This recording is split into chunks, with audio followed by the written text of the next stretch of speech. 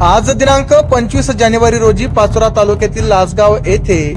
दुपारी 12 वाजेच्या सुमारास 5 मेगावॅट सोलर पॉवर प्लांटचे उद्घाटन व लोकार्पण जळगाव जिल्ह्याचे जिल्हाधिकारी आयुष प्रसाद व पाचोरा वडगाव मतदारसंघाचे आमदार किशोरप्पा पाटील यांच्या हस्ते मोठ्या उत्साहात संपन्न झाले। तसेच सौर ऊर्जा वीज निर्मिती काळाची गरज असून शेतकरी बंधू यांनी सौर ऊर्जेचा वापर करावा असे आवाहनासह मार्गदर्शन करण्यात आले। या प्रसंगी महाराष्ट्र वीज वितरण कंपनीचे जळगाव मुख्य अभियंता महाजन साहेब, पाचोरा मुख्य अभियंता थानवी साहेब तसेच पाचोरा प्रांत अधिकारी भूषण ऐरे, माजी जिल्हा परिषद सदस्य पदमबापू पाटील, शिवसेना ज्येष्ठ सदस्य सुभाष अण्णा पाटील, शिवसेनेचे विनोद तावडे, नरेश पाटील, समाधान पाटील, सरपंच सचिन पाटील, लासगाव सरपंच समाधान पाटील, सुनील पाटील, राजू तायडे, गोपाल पाटील, इम्रान सर, आबा बडगुजर, देवराम पाटील तसेच महावितरण विभागाचे कर्मचारी मोठ्या प्रमाणात परिसरातील गावातील नागरिक उपस्थित होते।